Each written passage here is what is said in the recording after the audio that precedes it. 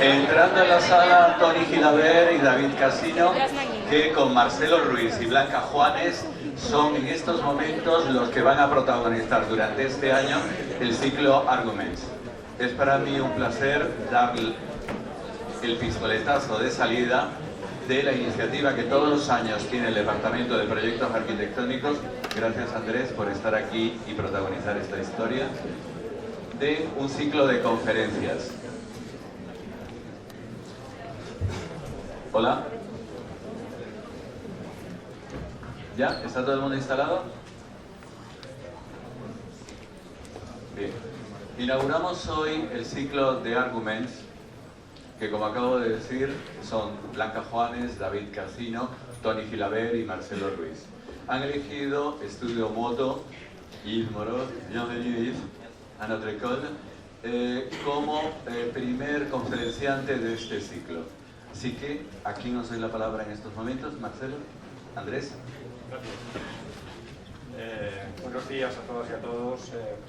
Como todos los años, desde hace ya 3, el Departamento de Proyectos, en colaboración con la escuela, gracias Manolo por el apoyo que nos has dado siempre, organizamos este pequeño ciclo de conferencias que tiene varias características. La primera es que es un ciclo organizado, lo cual no es fácil en una escuela como esta, ¿no?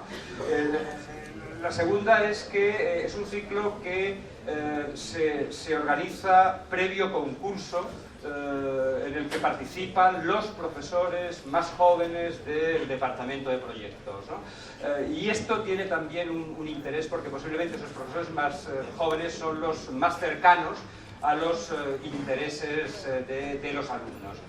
Ese es un formato que en estos 2 años anteriores ha dado un resultado, yo creo, muy significativo. Hemos sacado ya el primer libro de resumen del primer ciclo de conferencias y quizás el mes que viene esté en la calle el segundo libro resumen, y por lo tanto las conferencias, las intervenciones también se proyectan de alguna manera como imagen de la escuela, en la parte que nos compete, y como imagen del departamento.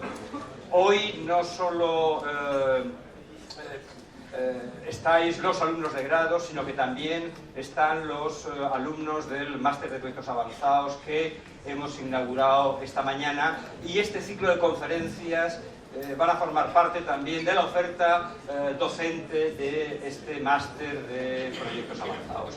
Dicho eso, muchas gracias a los organizadores, a los comisarios del ciclo, y merci pour être avec nous. Ça sera une intervention, je crois, que es extraordinaire.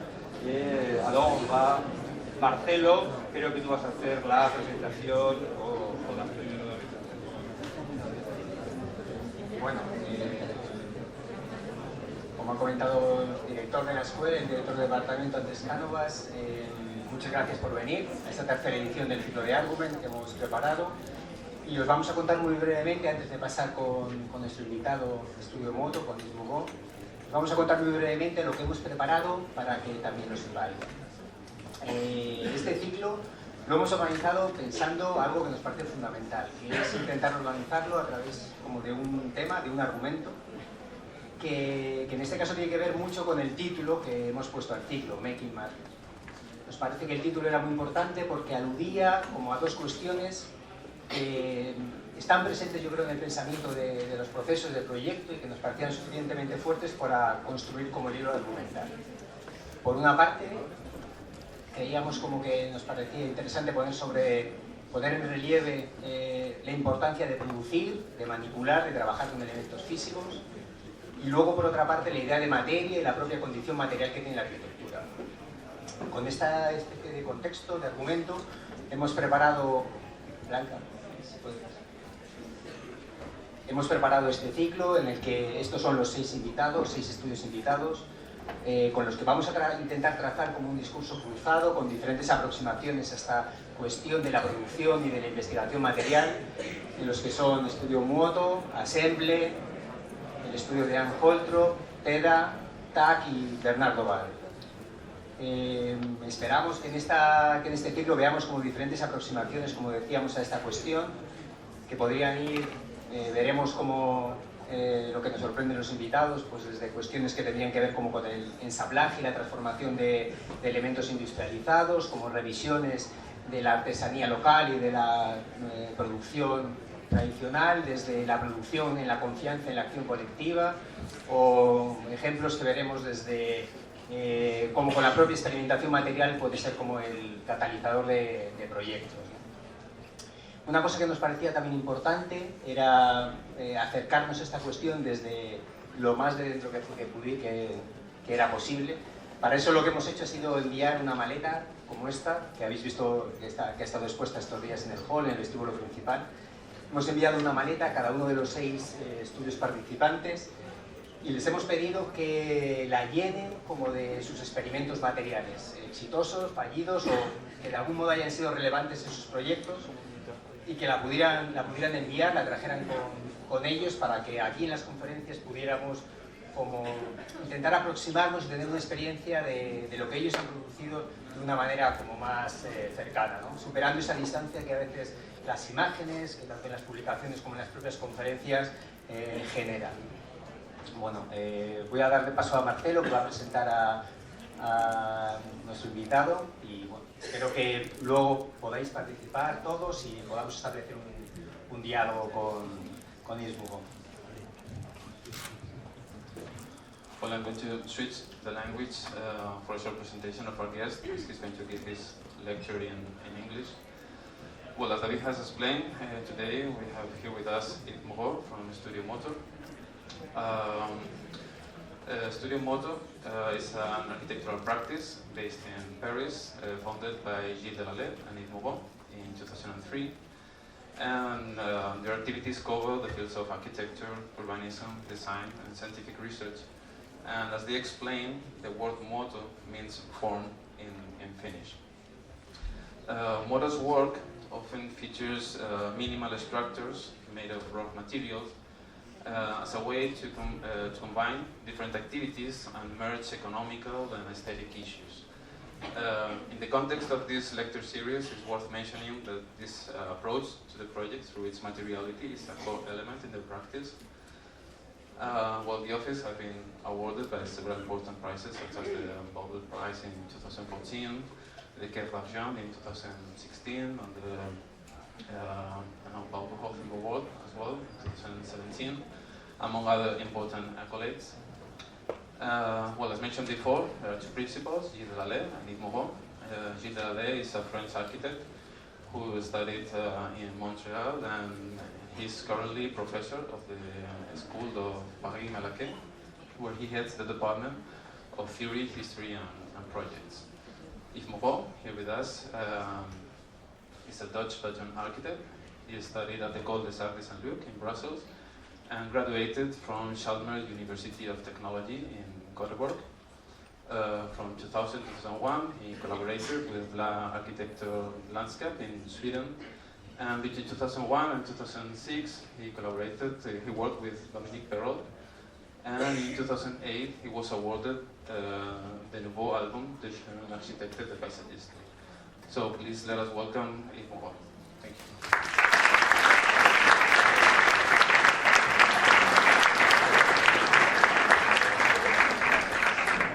Is it working? Thank you very much for inviting us. I mean, we are very honored to be here. The introduction was quite interesting, and I would like to come back to the name Muoto, because basically in how we approach materiality, but through the office. And we have to go back a few years ago, because we think that each project is specific, and each project has its own materiality. So it's not like one day we said, oh, building should be like this. No, I think we're very much context specific, not only on the space, but also when we, the context of the time when we design the project. So Muoto, where does it come from? We started in, as Marcelo said, 2003, we were both working with Gilles in the office of Moreau, and we did a lot of projects and competitions with him. So one day we said maybe we should try something for ourselves. And so, like probably all the young architects, we work in the evenings, in the weekends, and we did a Europan competition, and we won that Europan competition. And so it was, we didn't plan like starting an office. We were just planning to do a project. And then said, okay, maybe we can try another one. And so we went on from project to project. And because we are a young office now, but 20 years ago we looked even younger. And so when we won this Europan, we had to go and see the city and the mayor and present ourselves. So probably we have to invent kind of a story, like if we had an office, a big office from Norway or Sweden, somebody, and we were just kind of local architects, because they wouldn't believe that we would do the project in anything. So we thought about a name, and because we had this kind of European parcours, Northern Europe, Sweden, Norway, Belgium, Netherlands, England for Gilles. And we thought, okay, maybe we can think of a name that it's a bit abstract. And we thought of Muoto. And Muoto, it's Finnish. It means shape, form, design, but it also means shape of the face. And so it's kind of this. It's not just kind of graphical thing, but it's also kind of a human thing. So we started in 2003, really small project, Europan, and we went on for 4 or 5 years doing open competitions, trying to build up our own portfolio actually as young architects. But then again, we didn't have any office space at the moment, and one day we said, okay, maybe we have to leave the Bureau, and we have to start and try to work for our own. So we've been going on for a few years, doing small projects, and actually building up kind of a imaginary of projects, a kind of collection of project strategy. And we did, it was not just architecture, we did art installations, we did videos, so it was much wider than just architecture. And then in 2008, we got this prize from the Minister of Culture for Young Architects. And it was a kind of a turning point, because from that moment on, we were a kind of on some lists of architects, and we could apply to public commissions. And it's probably kind of a turning point for the office, because we have since then only done public projects, public commissions. In this context of French commissions, where you have to apply and then select 4 or 5 architects, and then they do the competition, and then when you win, you win the project. And all the competitions are anonymous, so it's not based on a fee proposal, it's just based on a project proposal. And for us as a young team, it was our chance to access, to build, and we got into this system of public projects, and we slowly built up this this series of projects in this context of public commissions. I explained to Marcelo, I think I counted roughly over the last 10 years, I think we did 1,200 applications. It's a full-time job, preparing the documents and to apply to this, and we got selected maybe 100 times, and we won maybe 30 times. 10 projects were abandoned, 10 projects were built. I think 10 projects are now kind of still going on because it takes time. But so we are developing the office, the studio, in this context of public commissions. Also, when you think of when we saw the office, it was like the crisis moment. And I think the crisis for us was a chance, because we had a very small structure. I mean, we didn't pay ourselves very much, but we kind of survived. But so we could go on developing our projects without fear. And when I say quasi was our chance, it's like we had no fear of trying to push the boundaries just a bit further.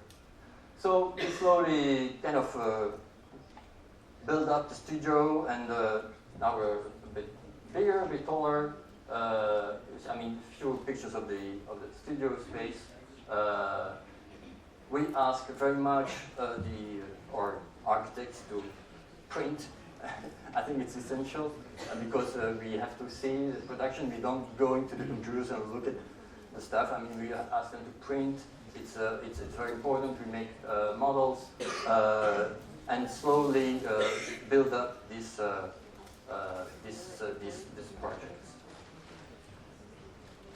Well, we have it's Paris, you know. We have a lack of space, so we kind of end up stacking all the malls and stuff. Okay, materiality.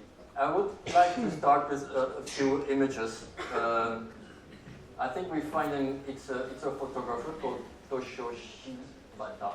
He takes pictures of landscapes in Japan, and we always believe these pictures could have been kind of a starting point or kind of a focal point in our design or approach of the projects.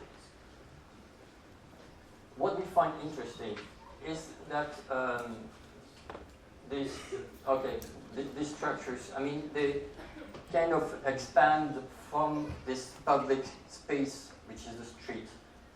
And it could be kind of a modern grid in a way. But I mean, sometimes you don't really know if this grid is expanding or if the grid was there and the nature is kind of slowly growing over.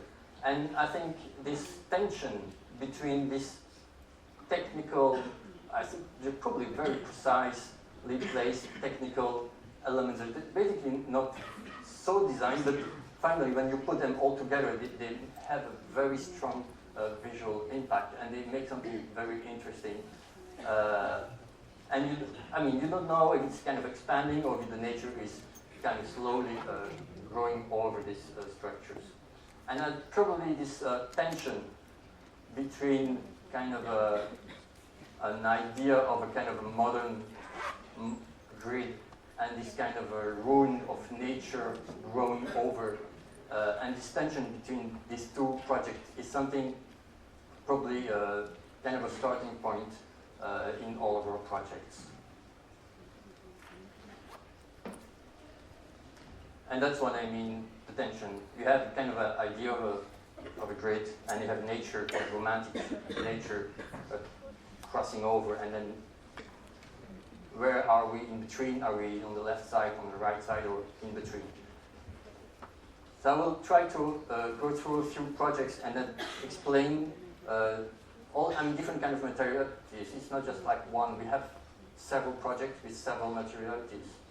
And this one, for instance, is a project for a gas infrastructure. I mean, it's kind of, you see them in the suburbs, these technical elements. It's kind of the infrastructure popping up, and you have like, I don't know the English word, gas equipment. But it's quite big, it's like 20 square meters. And they asked us to kind of integrate it into a neighborhood. So we said, okay, it's a project, but it has to disappear in a way. So we said, we should make a kind of a ruin, but a ruin in reverse. It should erect like a ruin, a bit like Smithson did. So you only see, I mean, it's hardly architecture. It was just a small frame and a mesh around this black concrete box, and the nature slowly growing over this structure. So you almost don't see the structure anymore. It's kind of a big bush, but it was purpose. It can make the project disappear. And because we were working on this technical equipment, one day kind of a data center developer contacted us, and he said, I want to build data centers all over France, and I need the concept, I need an idea how to develop them. And well, we had in mind this kind of old movies, Tron, of this infinite world,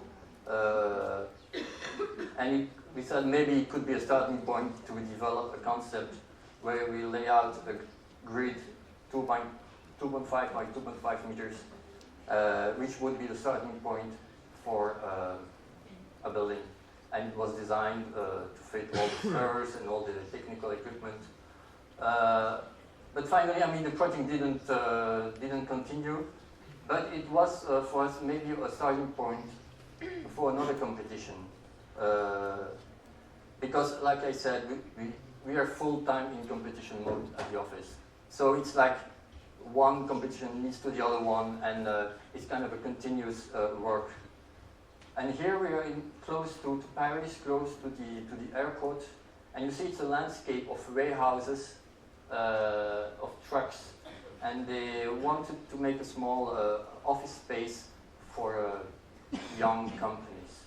So we said maybe we should indeed make a warehouse like the landscape that's around it, but maybe it's just a bit more fancy.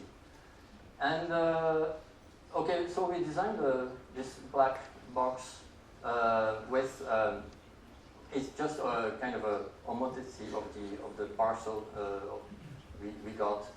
We laid out this kind of a regular grid, parking spaces on two sides that are kind of inclined 45 degrees, and it kind of regulates the whole building. And simple metallic structure, and we have a glass facade. So this glass facade, I will show afterwards a bit some samples. It's completely black. It's a black box. It's kind of abstract, kind of accent in the side. It kind of it reflects all the other warehouses, and what you could only see. We have a kind of black glass that is not transparent on the top, and on the bottom we have a black glass that's slightly tinted black to have a kind of a global black appearance. So it's a kind of a project that disappears, and the only thing you see is finally this metallic aluminum frames that kind of follow the slight slope you have around the building. So the project it doesn't say very much. It kind of reflects the neighborhood. It's very quiet, and you kind of you have a kind of sense that everything is organized according to this kind of a modern grid, and even maybe the landscape around it kind of fits inside this idea. We were then invited to this competition following this prize we got from the Minister of Culture. It's a housing project in Paris. For us it was kind of a huge opportunity as a young team to be able to do this competition, because public competitions, normally you need to have references of built projects before. You need to have a certain amount of money, income, and stuff like that. And we were lucky to be on that list, so we could do the competition. So we had the same opportunity as the 4 other teams. So this project, we're situated in Paris, in the 20th arrondissement, and it takes kind of the codes of this small black office project, but we added one essential kind of a domestic device, which is these sunscreens.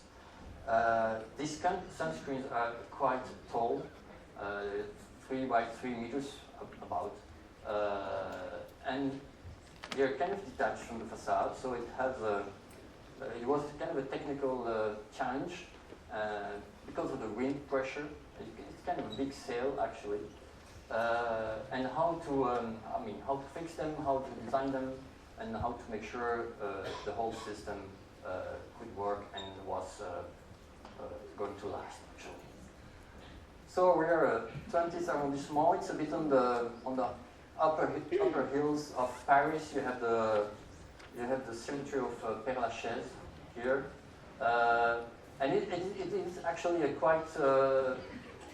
quiet neighborhood. It's just behind. Here we have a kind of a big important street, so it's a very quiet neighborhood. And you have here this grass field. It's a water tank to clean the streets of Paris. So we have this kind of abstract duty of space. So we said, okay, we need to have a kind of an abstract building as well.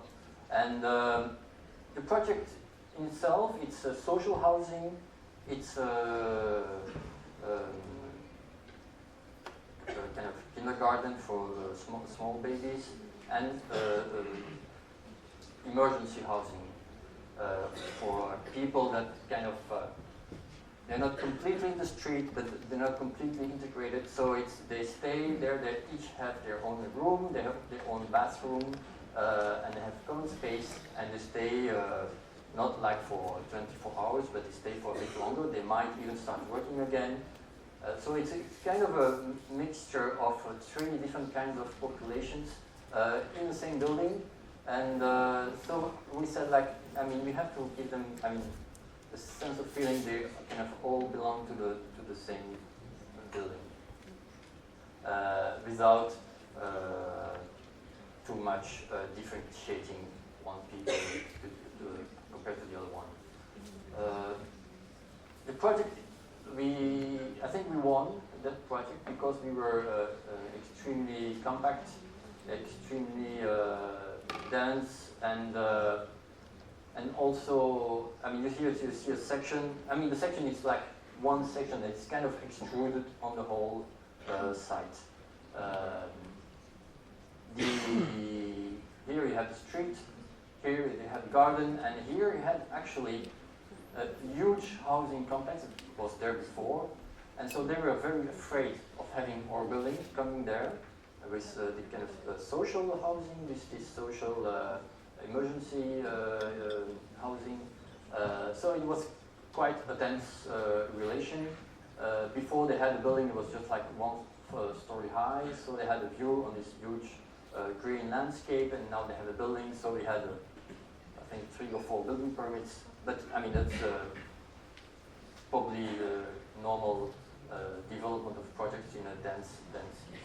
So you see this section. So we have the streets, and you have in Paris you have a kind of you have regulations about the maximum envelope of the buildings. So we had to go straight up, and then you have a kind of an angle here. And we said, okay, we have this building, but we should, give it something extra. So we developed these sun screens, these large sun screens. But here, they're kind of placed on the building like how do you call it? It's like a fish skin in a way. And here on the back side, on the garden side, which is the south side as well. But we put it on the end of the balconies in order to give actually some extra space to the apartments that were here. It's social housing, they're not so big apartments, but it was a way to give some extra space and to deal with the context of this huge housing project. So you see this is kind of a structure for the dresses we had a long time ago. And actually we believe that the structure of the sunscreen is as important as the sunscreen itself, because the sunscreens are not down all the time, and they're kind of moving up and down, very slowly. Nice context. There it's very quiet. And this is on the garden of this huge housing complex, and it's a beautiful space. You have it's a place where you have a nice view, and we wanted to give, I mean, kind of a modern comfort to this new housing we did with views, large balconies. Also, because we changed a bit the shape and kind of did this gap in between, we were able to have extra views and double or triple orientations, and we could also have a bathroom with a view on Paris. This bath tube is just here, so I mean, it's like incredible. I think for us, incredible conditions for housing, for social housing. And so we have this kind of this abstract material of this sunscreen that's kind of covering the whole building, and it kind of hides the activity of the people. But well, there we had all the remote control. I mean, for the picture we had all the remote control. So we needed to see the building completely closed. I mean, it's quite powerful. But I mean, the reality is that it moves and people kind of use this extra space and hide themselves or not, and depending on people, so it's very kind of you hide your activity, or you hide yourself, or you show, depending on the people. And this approach to this abstract material, we developed it also on a project in Montpellier, in the south of France. Which is just, I mean, we finished the design, so the building is going to start construction quite soon. So we are in the south of France. We have here, we have the center of Montpellier, which is around here. We have a new train station here. We have highways, and here it's going to be a whole new area that's going to be developed with housing, offices, maybe even a football stadium. It's going to be one of the next big development areas of Montpellier, with a huge park over here. So the question we ask ourselves is how to design a project that is going to be mainly small office spaces, fab labs, for young companies that work in high tech and computer stuff. So we had a site that was just like that. So our idea was to lay out a city grid that is completely cut by the existing site, and create a huge inner landscape, kind of an abstract landscape with all the functions, a bit like Archisome and a no-stop city. And it is actually, it's kind of a great, kind of a chessboard with 3 different types of elements. You have the vertical circulation, you have the working space, and you have the patios, which are the white squares here. The idea was also, I mean, as I said, to start a city. And the question we ask ourselves is like, how do you do a project in a neighborhood which is not yet built, and you are the first one to build? How do you build a project that has already a kind of a sense of urbanity, but inside the building, and it kind of announces what's going to come next? So it's actually a kind of a Roman city where you have 2 axes and you have a forum in the center. It was this idea that the project was open, that you could cross. It had a strong relationship towards the urban space that's around, and we have like all the levels growing, and this architecture of patios, because we need to kind of find the inner space, have a kind of a cool down a bit here in the south of France, kind of system of ventilation for the building. The idea about this vertical core and this workspace was like we needed flexibility. So it's like very small companies who maybe need 15 square meters but might grow at 30, 60, 100. So we need to find a system that was very flexible and that we could kind of expand in a way till the end of the, I would say the end of the world, or at least the end of the site. And to create a kind of a very large inner landscape. Now we were happy about the project, but how do you start defining the materiality? And which is always a huge problem for us, because I mean, it's difficult for us to design the facade. What's good and what's not? So we full of doubts all the time. So we work usually with a lot of series, so a lot. And I only show a few pages. I think we did 300 or 400 variations of facades. But then why this solution and not another one? So the idea was in a way to find a relationship between what we believe the strength of this project, of this grid with ratios and with this system we laid out as a city plan and the expression on the facade. So we try to find a more kind of an abstract way to represent the project, and we said maybe we can work with a kind of a series of different expressions that relate to this line of patios and entrance of the building. So it's we worked on four materials. We worked on a concrete structure, which is extremely rational because it's a project also where we have no money. We had to discuss a lot with the client about the construction price.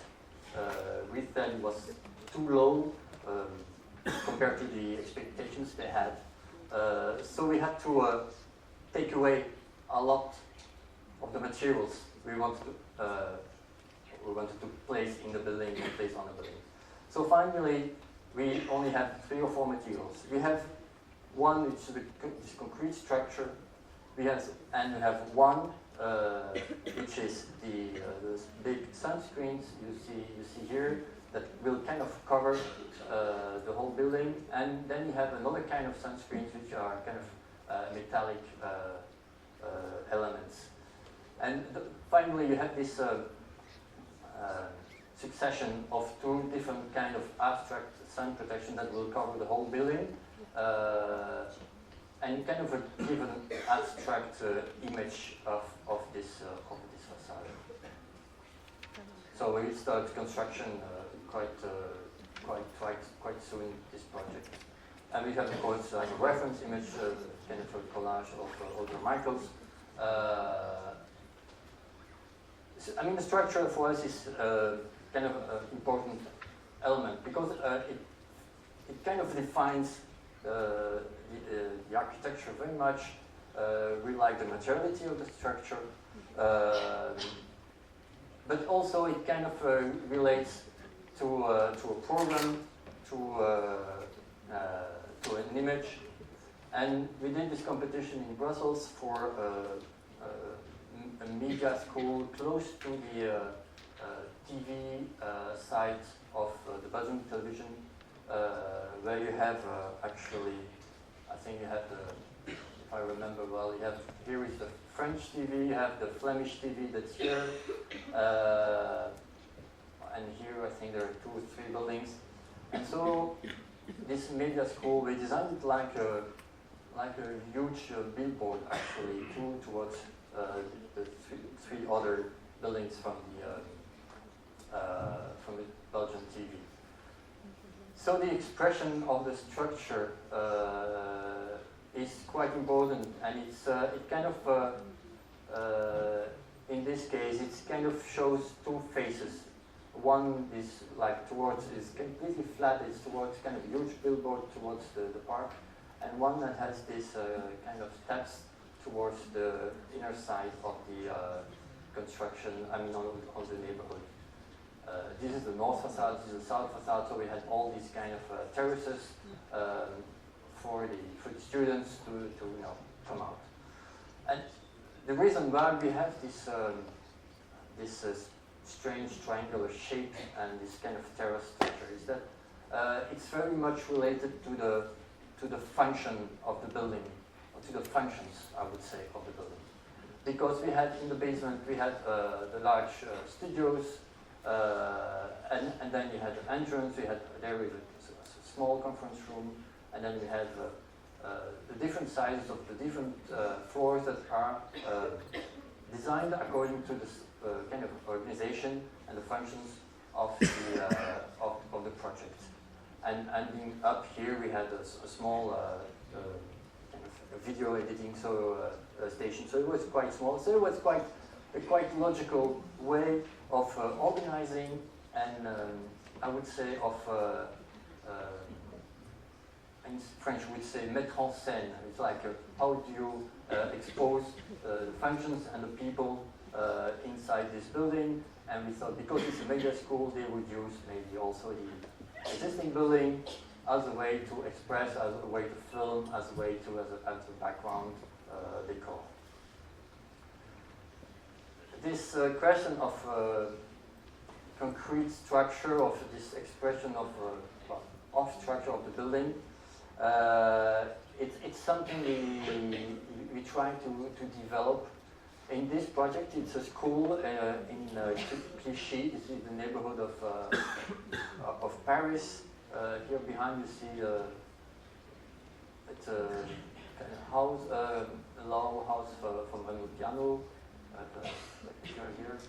And we are in an old industrial site, and so with a not beautiful park here, but I mean it's all built up on an old industrial gas site. So the school is for elementary and just a bit younger students. So there are two schools, and the idea was here to develop structure, but it's even more like an infrastructure for a landscape that would come on the roof. The idea was to have this huge kind of a park, kind of slowly covering our building, and so we were just like in between the ground and between the trees or the landscape above. So we are really part of this infrastructure. I think at the office we very much like the infrastructure as a public space. So for us it's a quality. And so this, I mean, the pictures are quite interesting because it's a construction phase, but maybe we would have liked that the building just remained like that. So just showing this phase where you don't really know if this project is it abandoned or is it still not finished. It's a phase on the construction movement that we like very much. What we wanted to do for this project, because we wanted to feel that we were part of this infrastructure, all the concrete elements, pillars and beams, and they will all remain visible. So it's really a strong piece of the architecture itself. I mean, and afterwards we have some glass and some furniture and stuff, but I mean, doesn't really matter. I mean, what matters about this project is the way we organize this structure and how it organizes space, or how it will organize all the classrooms towards these two courtyards. We have one up here and one which is a bit lower because we have a different gap in the structure, in the landscape. And then we have all the classrooms that are organized around these courtyards, and we have a facade which is I mean, it's no facade. It's an abstract facade. It's built out of U-shaped glass. I will show you a few samples. It's a way. It's no facade. It's just like covering everything.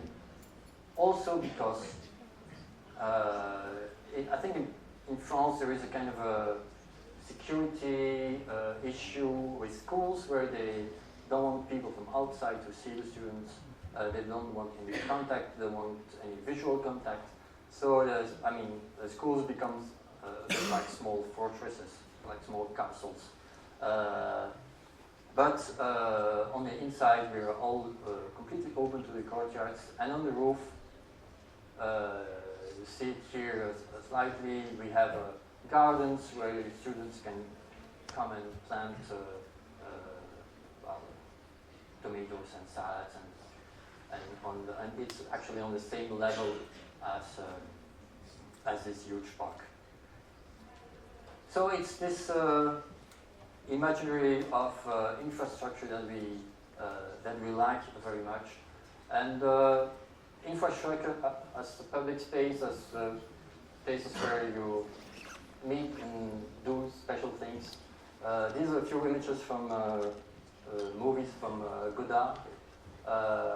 Actually, two movies. It's Weekend and Pierrot le Fou. It's kind of a road trip. It becomes really crazy. But it's two movies talk about people going from Paris, taking their car and leaving. Context is different, but they leave the car. So it's a kind of a crazy experience about the road trip, and about the idea that this public space, the road, I mean, it's a quite important space for us, and I think for architects. And it also introduces a kind of a sense of dramatic room, but maybe some rooms can be joyful. I mean, they can be a sense of happiness inside. What we mean by that is that maybe we could imagine some buildings that are have the expression of a room that's a building that's not finished and that still has the potential to evolve. The project here in Saclay, when we started building, or when we started design, I mean, we didn't have all this context. I mean, all these projects came afterwards. We were in kind of a field close to, it's actually close to Paris, and even at the Godard movies I showed, I mean, there is one scene, which is filmed not far away from that, from Saclay, actually. And so we have this huge context of Saclay. The idea, it's a very strong political project, in the sense that they wanted to make a huge campus with companies, schools, top schools in Paris that had no space anymore. They wanted to kind of expand and come here and make this huge campus. It's also related to the plan of having a very large metro line that's going around Paris. It's the Greater Paris. It's connect all the cities that kind of border Paris. So we are here a very small project actually, and all these buildings, all these schools, I mean, a kind of golden enclave. So our goal was to make a public building for the students living there, and accessible kind of 24 hours a day. So we have this huge, beautiful landscape. We could imagine having there the movie of Godard, somewhere filming there with these kind of dramatic experiences. And this project, well, it is actually it is a shelf. It's a big shelf, a concrete shelf, where the structure plays a very important role, not just because of the structure in the hall, but because of the spatial experience, and because of a way of organizing all the different functions in this shelf. It's also, we believe, a very urban project because it's related to the public space that is around, and that allows all the people and the students to go inside the building with this huge staircase that goes to the roof. So it's a superposition of public spaces.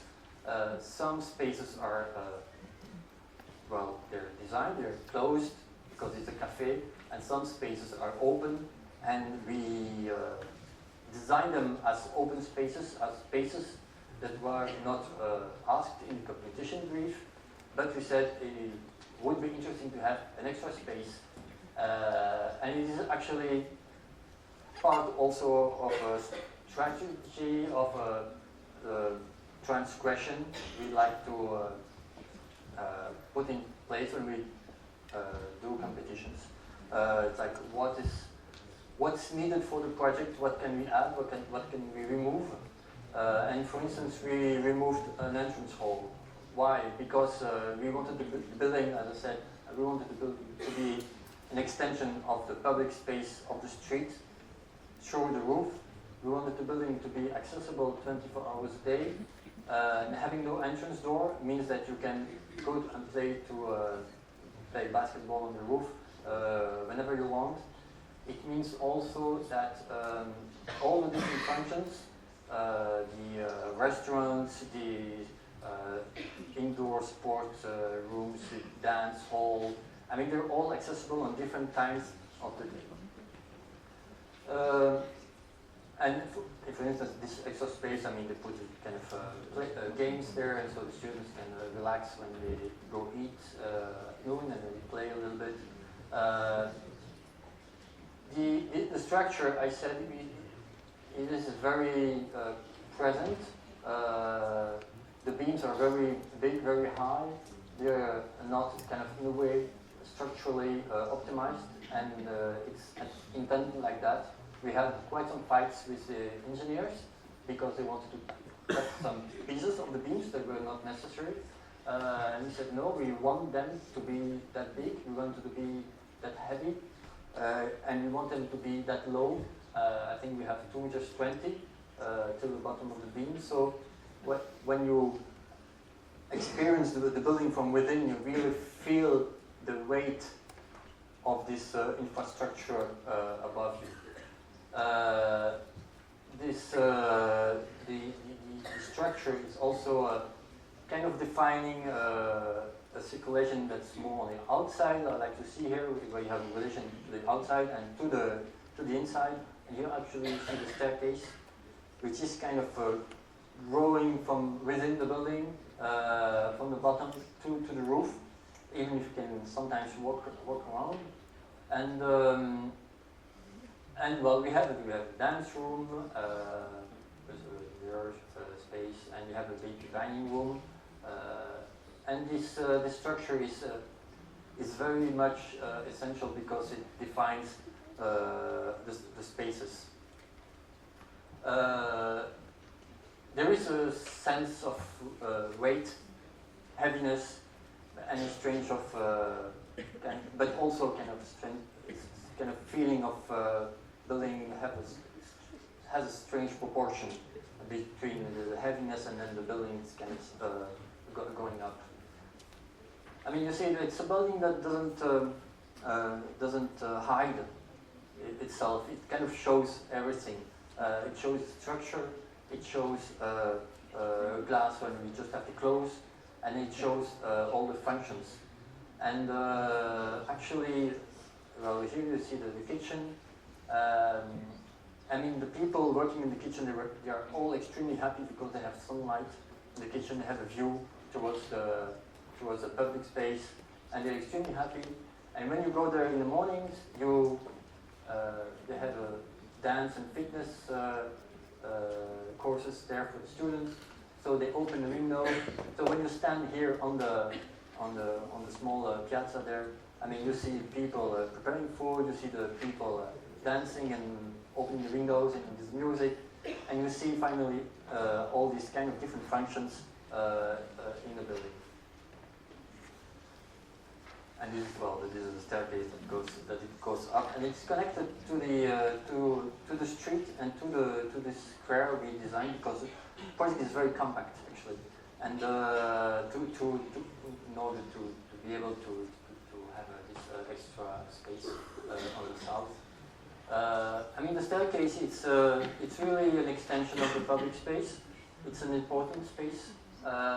It's probably too wide just for fire regulation, but it's really part of the experience of going inside the building and ending up on having this nice view on this on the landscape.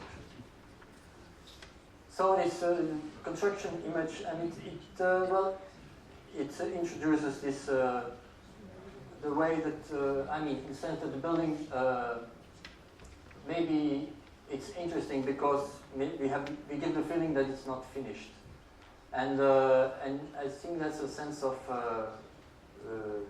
attitude we'd like to develop. Like in France, there is when you deliver a building, afterwards you have 1 year of let's call it garantie parfait achèvement, in which for 1 year the building company has to give warranties that the building is perfectly built. And we would like to call it maybe a warranty of perfect unachievement. So in a way that the building can still evolve in time. And that's why we call it a kind of a ruin in joy, like a building that's not really sure yet if it's a ruin or if it's still going to evolve. Maybe a bit like teenagers, when they're in a crisis. They don't know if they want destruction or they want to grow. And it reminds us the work of Amélie Laboudette, which took pictures in the south of Italy and Sicilia of projects, infrastructure, buildings. And we couldn't say, I mean, we see them as projects that are not abandoned, but they just put on pause. They still can evolve. And it's kind of a positive way of seeing these structures. I mean, of course, the pictures are beautiful, but I mean, you still believe that they can evolve, they can change, and it's a kind of an attitude we'd like to keep and we'd like to develop. I mean, when you see this, you can imagine a lot of projects growing from the structure and from the pictures, or even all the references from the Comisarios, from the Tower of Shadows, which could be a starting point for something. And then you have these buildings of probably Watanabe, which is kind of the metabolist building. It was kind of designed to be kind of expand and grow, but never really did, and was planned to distracted, but finally was repainted. Nice pink color. And maybe, well, you know this project of the Torre David in Caracas. It's interesting because it introduces, I mean, the story is like it's a developer wants to build a building, high-rise building. I think there was a crisis, maybe it probably died, and so on. The building is not finished. But actually there are, I think, 1,000 families living there, and that kind of filled the gaps, and there is a kind of a social balance in between all the people living there.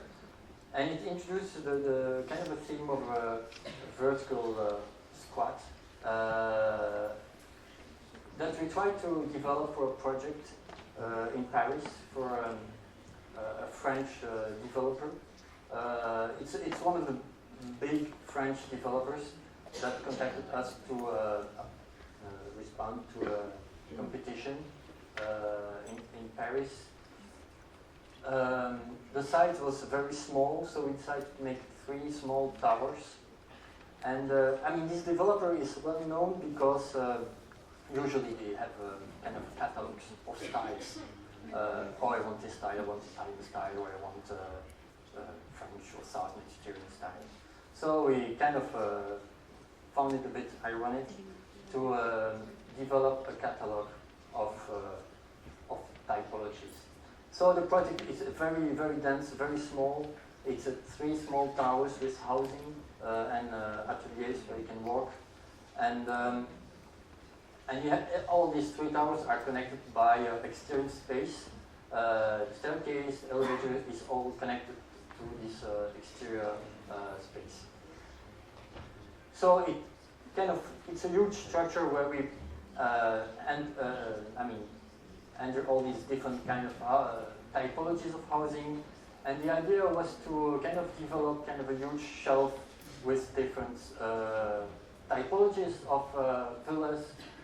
It introduces in a way the question how you live individually in a city, but you live together, and how do you deal with the space in between. So we developed 16 or 17 or 18, I don't remember how many typologies of facades. And the idea was each buyer could choose their own typology. So we designed, we had Amsterdam style, we had Tokyo style, we took all the capitals, we had Chicago style. And of course it's a bit ironic, but it's kind of research. It's really a research project. Where, how do you live together? How do you make individual housing, but how do you live all together finally? Well, just a few pictures of the models. And of course, I mean, because we talk about materiality, I mean, kind of a huge compilation of different styles. And then I would like to finish with the last project. It's a school you saw on the panels. We are close to Paris, so it's a school with 18 classrooms and a big sports hall. And we are actually on all the industrial side of the car maker Renault. And they had these huge areas, it's called Boulogne, and they had so many square meters, but they all moved away, and so there was a huge master plan and a lot of new projects. And so this was the 3rd school that came into this whole context. And we're kind of a different situation because we are kind of in between a school, between a kind of a parking house and a housing, and the whole area was more on that side, and we're close to the Seine. We have the Ville Seguin, and you're kind of huge potential area. So how do you fit? I will just come. How do you fit a school on a parcel that's triangular, where you have to define an urban square? That's going to be an urban square between our school and then the other school, and what's going to be developed here afterwards. So the space that we had was not enough. So the idea was to slowly grow a series of stacked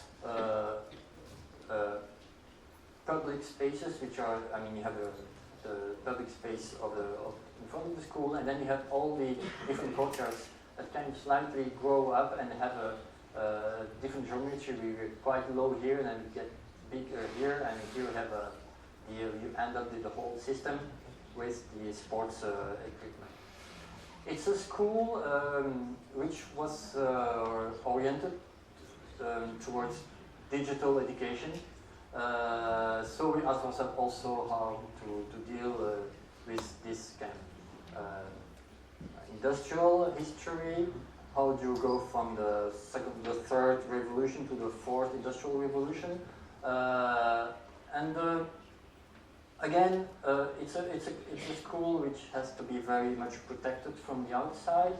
So we wanted to make a building that was a kind of an abstract, maybe kind of an abstract painting, like something that goes from gray to blue and to the sky. Had some reference images of Schulz. It's very much also a geometrical exercise, how to fit this cool in this triangular shape. And so we have these different layers of abstract blue metal cladding on this glass facade, and that ends up with this. Here we have the sports equipment, the sports group you see here. And so we work essentially with I think one material, which is the color. Because we have a metal cladding and we have a blue glass, and they have quite the same dimensions, so you almost don't see the difference. It's probably maybe a building where you don't see any facades, any holes, even if there are some, but more towards the inside. We defined all the horizontal surfaces in blue concrete. The idea was also to have the triangular square in blue, to define what was public space and what was not. So we have this kind of different exterior spaces slowly growing up around the classrooms and around the central courtyards.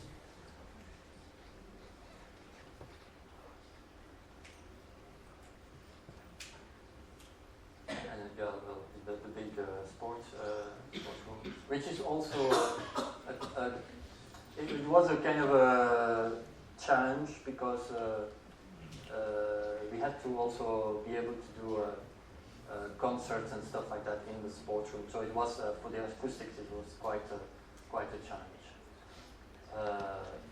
And I hear more from the city. So the presence of the building and its contrast with this neighborhood is probably quite important, because for us it was a way to show that project was specific, that it was a public project, that it was not like the housing around it.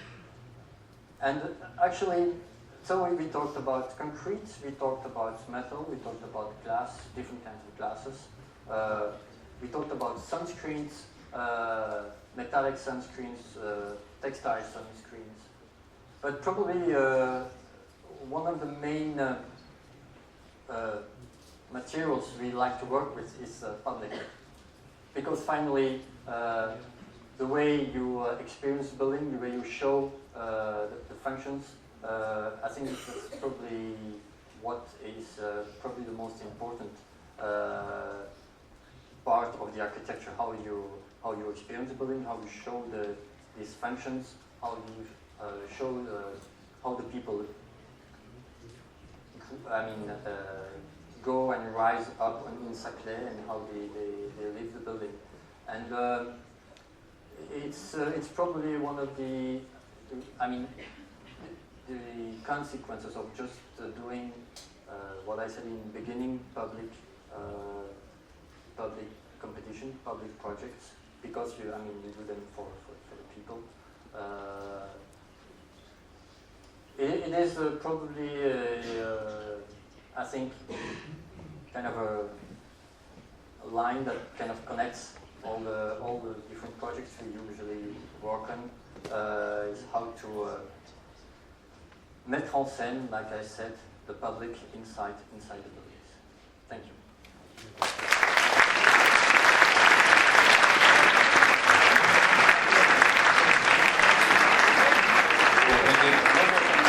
Maybe we should open the suitcase and show what you have written. I would like to thank you for the nice M. Quite interesting. What is M? It kind of reminds us of our first logo. I saw it at the beach. It was similar. The first one was, we had the font quite different, but it kind of reminds us. Let's see.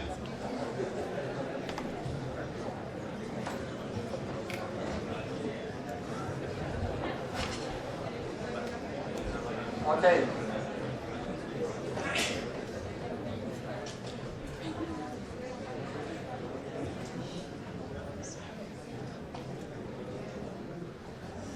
So, well, the exercise of filling a very small suitcase with materials is quite a challenge.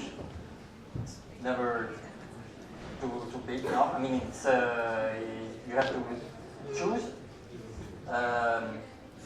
Usually, when we design projects, I mean, we ask a lot of samples to the constructors. During the building phase and public projects, everything has to be designed before we send all the plans for to the companies when they do their offer. So everything is very much designed. So we try to get as much samples and materials before. But because it's a public competition, a public project, I mean, when you describe the materials, you can say, I want this reference, but you have to say, or similar, because you cannot say, I want this product. So you have to design and describe very precisely exactly what you want to get in order to kind of control afterwards. Usually when we, on public projects, we have a few important key moments where we can decide of the materials. Usually you have one moment where the company has to submit all the samples, but it goes from roof elements to glass to the floors, to the sinks, to the door handles and everything. So they have to put everything in a big room, kind of a list we propose and say we want to see all the materials you propose. And then we say yes, no, or have to change. It's a way also to kind of control what they want to, how they want to build, and what kind of materials, and because sometimes you always try to make things cheaper for them, but it's not especially what we had in mind. And then usually we have the first phase. I mean, even the second phase, because the first phase is like in the office when we do our research. And the third phase is a mock-up. On the building side, you have two different kinds. You have kind of for housing, you can have a sample apartment where you do everything and then you check and then you say yes, no, all the small details. And then mock-ups for the facade. That depends very much on the budget we have and on if we can convince the client to spend, I don't know, 50 or 100,000 euros on a piece of facade. It's quite big enough to validate what's designed. There's this 3 or 4 different moments on the construction, on a project, where we can adjust. It's not something we can, because it's a public project, it's not something we can discuss easily with the building company, like you would work with a private client, and you go to construction site and say, oh yeah, but no, I want my detail here, can you change this door, this, stuff like that. Or this window, this material, I change the wood, something. It doesn't work like that, because company, oh, you change the contract, it costs so much. And we have a small, very small percentage of tolerance in construction site. And so it's usually, the companies, building companies, they always try to get more money. So it's a bit of a strong discussion we have. So they don't change the project, they don't change the image of the project, and so we have a kind of certain control. But it's that's why we have to design and define everything in the studio before it's out for the offer for the building So I brought a few samples. Some of the materials we kind of work with, or we kind of use in a different way. I mean, well, it's related to several projects. It's not. I mean, we have these wooden panels. Usually, you have them in parking garage on the ceilings. It's kind of a rough element, but it was quite cheap, so it was a way for us to introduce it inside the buildings. It's good acoustically, and because it's wood, and we have now there is a whole politic of having wood and ecological materials in the buildings. It's for us an easy way to obtain this amount of wood inside the projects, and well, finally to be acoustic and kind of aesthetically, it's also quite interesting. But it's a bit difficult to. I mean, when you cut it, it makes a lot of dust. So building companies, they don't like it so much. But that's it. Then there is an element here. I mean, we work very much with glass, which is called ETSAM, which is glass with paint on the backside. I mean, it's kind of a heritage, maybe some modern projects, but for us it's a way to kind of compose also the facade. It's a way to make the window seem bigger, even if it's not. It's a way to, like we, if I just go back so I can show you the project, go way back to the first ones. We'll show the housing project in Paris. There were a lot of sites.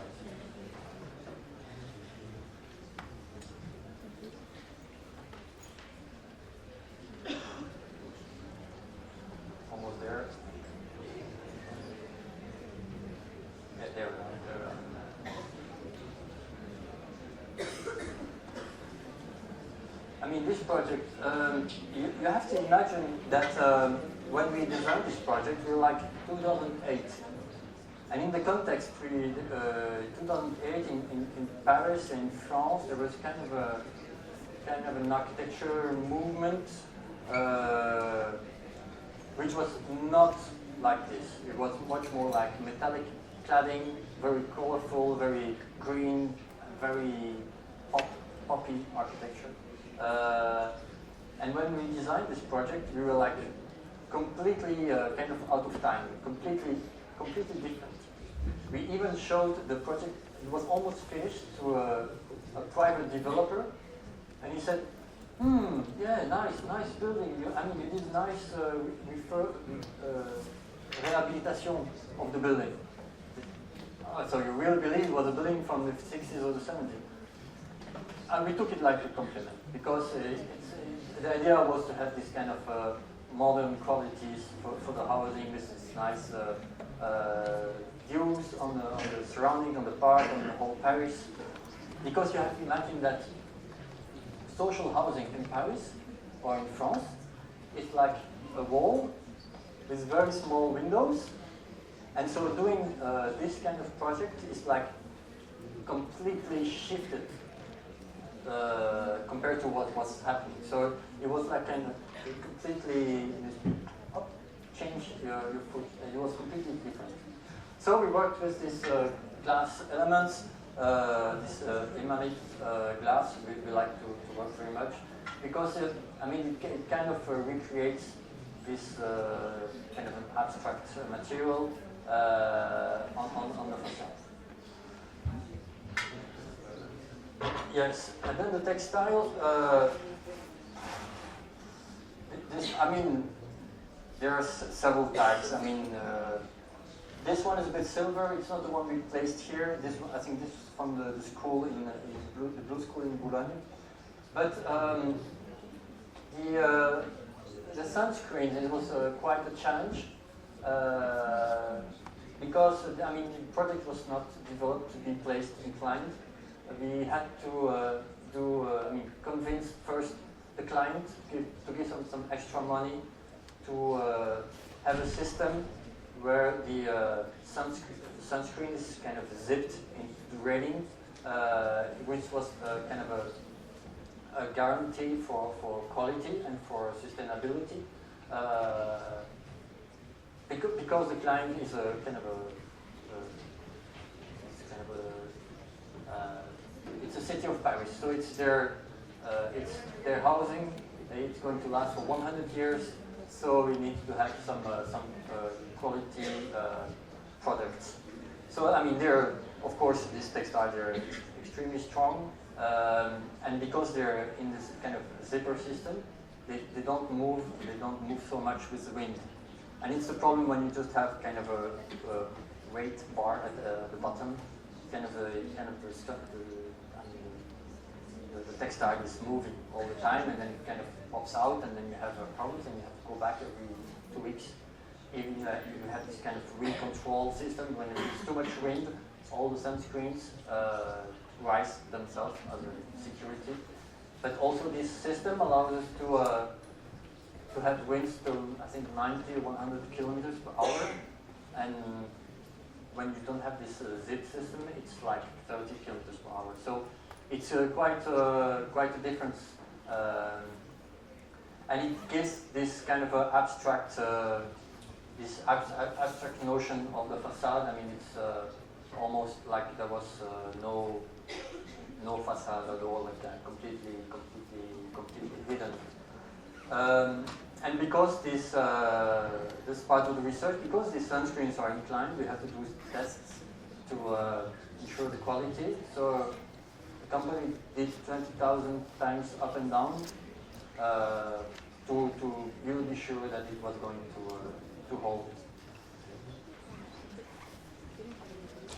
And in this abstract research, we had the project in Montpellier, where we worked with companies to develop this kind of, I mean, usually it's the ones you have for the commercial on the ground floor. They're kind of, they're a bit rough. But for us it was a nice way to show the contrast in between the different kind of modules we had in the plan. And we think, also it's the south of France, so it's a lot of sun. So we need to control the sun very much. And this system allows us to or to open or to close the whole building and find actually the kind of certain degree of abstraction. Because I mean, it's I mean, for us it's extremely difficult to design a facade. So if we find a certain degree of abstraction, for us it's much more. I think it's much more easy, but it's much more powerful as well. The expression of the building is much more strong. Then I brought this glass. It's this kind of U-shaped glass. And I mean, it's not actually it's not old project. You see it maybe in old projects, but we placed it. First time we used this product was when we designed a parking in the south of France in Nice. We did it with another architect when we were a young office. We kind of subcontracted part of the project, and it's a nice project because it's kind of gives an abstract image, and I mean they worked very much on the thermic qualities with this kind of insulation, so it kind of let light go through, but you cannot see it really through. And we used this model on the housing, the school in Clichy, the one that was completely concrete, kind of into the landscape, because it was a way to, because we had this circulation on the exterior. So we work between this glass facade, this kind of abstract, this light, and then the classrooms. So this is a quite interesting project, and we use it also in the Blue School for the sports hall up there. And actually, it has the same dimension as the cladding we developed. So we wanted to have exactly the same dimensions. And because yes, and then, okay, then this is when I just, it's not because it's just metal, but I mean, when you do a blue project, which is completely blue inside the city, it's difficult. It's a difficult choice. It's a bit of a challenge. So you have to try a lot of different qualities of painting and what's acceptable, what's more difficult. And so we did samples, we did mock-ups, we invited the city mayor to come and not choose, but I mean kind of inform him of potential colors. In a way, and I mean he said, okay, I want this one. Are you sure? Maybe this one is a bit more. And so on. We had a small discussion, but it's a very complex decision. I think you need some probably also political courage to keep pushing for this kind of projects. So we did a lot of sampling. Actually, the colors we went to. It's not RAL or Anton colors. It's NCS colors, which has a much wider degree of control between the saturation and between the darkness of the metal. And I told you we wanted to have, I mean, these are the samples we did for the, I mean, just a small piece because it's heavy. For the courtyards of the Blue School, we wanted blue concrete, so we did a lot of experiments. I mean, it's extremely difficult to get blue. It's expensive to get blue pigment, so it's not easy. So we also expanded the way to polish it to have a bit like azul, like here. It's also a different kind of place because it shouldn't be too smooth, because otherwise shovel might slip when it's raining. So we had a lot of experiments of blue concrete for the courtyards, for the square that was on the picture is still gray, but it's planned to be blue afterwards. What I have here, well, it's kind of a terrazzo. It's a kind of a polished concrete. Usually you find it on the ground, and we are going to try to put it on the facade. So we're going to polish concrete on the facade to get this kind of texture, and I think it can be quite beautiful on the facade. So this, for instance, I think it was a test we did for the Montpellier project, but we might also use it for other projects.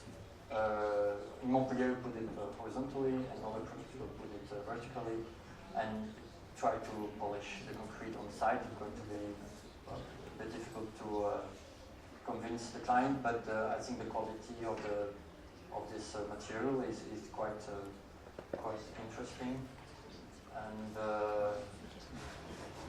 I think that's probably the cost. Thank you very much. For bringing these materials for this great lecture, which you have talked not only about its materiality, but also about the process, how you make decisions. Now I would like to open some moment for discussion, maybe some questions from the audience.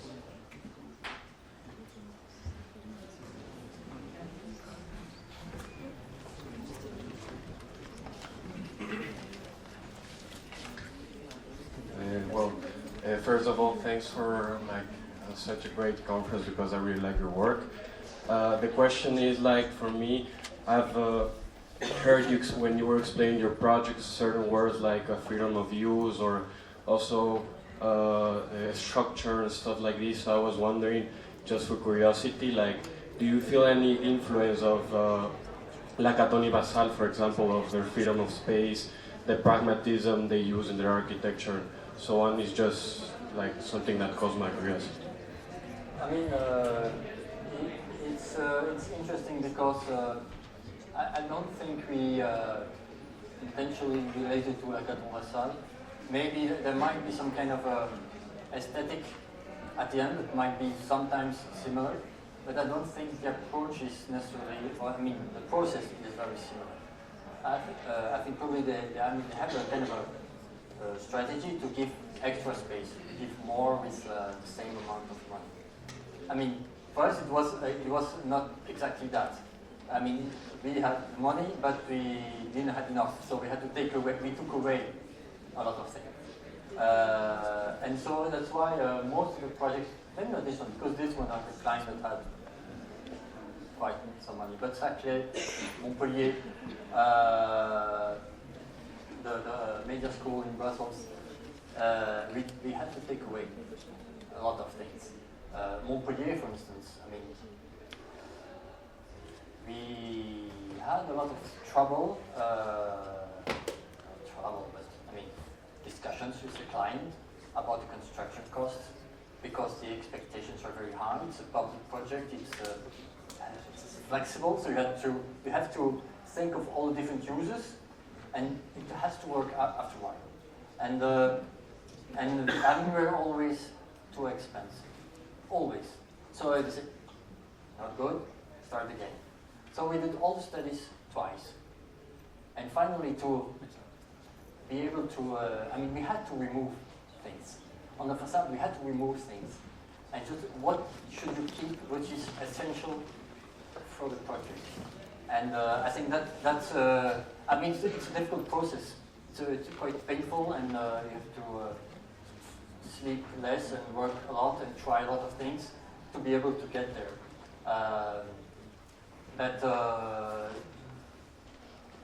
We didn't really. I don't think we were in the same process as Toni Basal.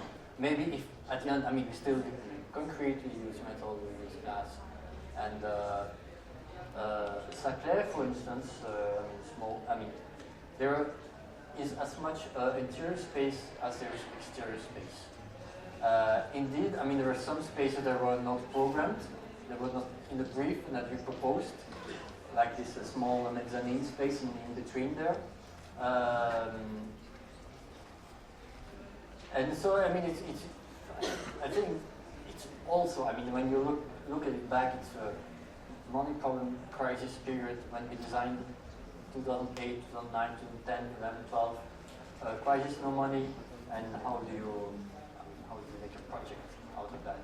But of course, you design, you want to add things and small details, and then finally you don't get there, so you have to take them away, and so it's a difficult decision what you keep and what you don't keep. Thanks. I had a second question, sorry. The second question was because it really caught my attention, this idea of the public condenser, in terms of anthropological, sociological conditions. And before you mentioned at the beginning of the conference that your work is also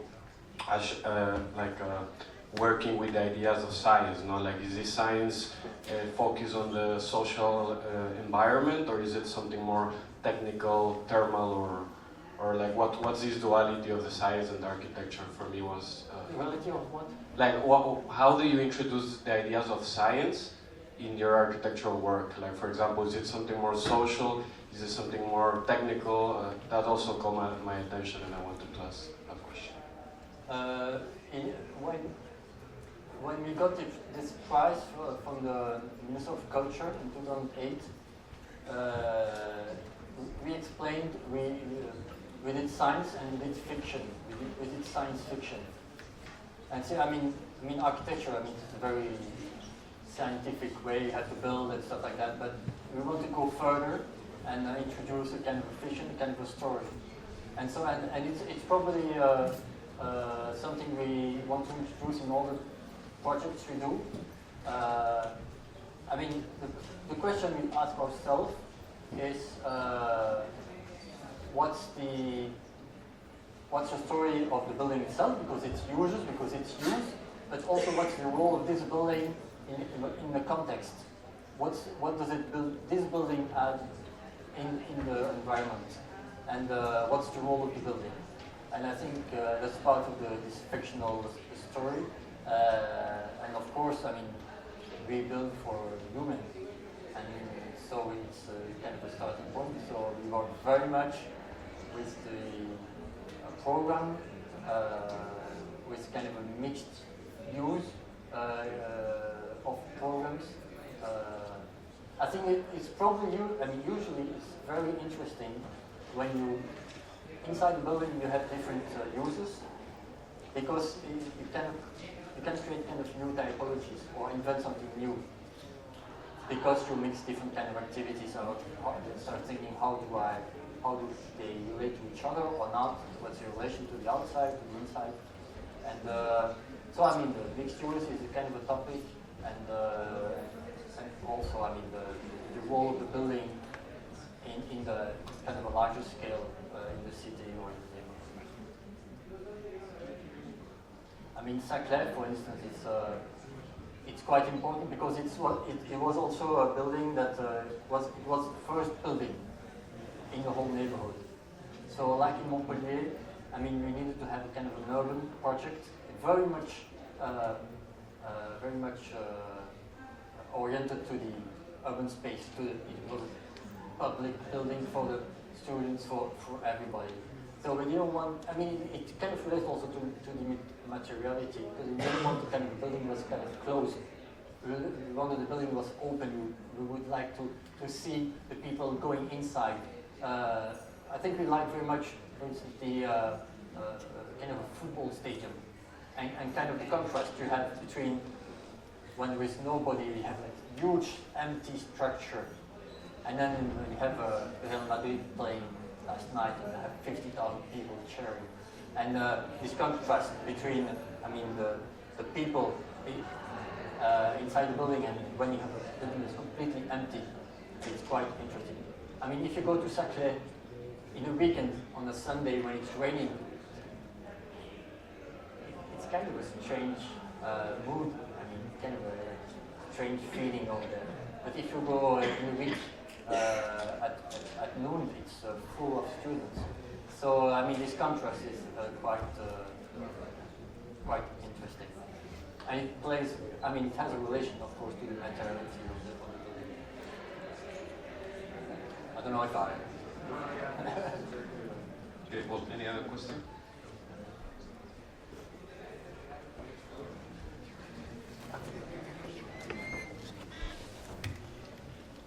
Hi, in your projects, the materiality, it becomes so important that it ends up being an element of the project itself.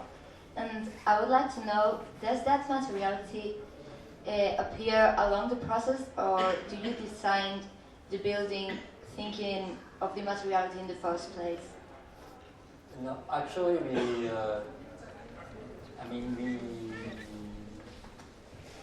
we do work a lot with reference images along the conceptual process. I mean, we are very visual. I mean, as soon as we start a new project, a new theme, I was like, okay, what kind of reference images can we find? So we put like 50, 60, 100 images. Like, we need to feed our mind with references. So it can be architecture, can be something else, can be art, can be infrastructure, can be different subjects.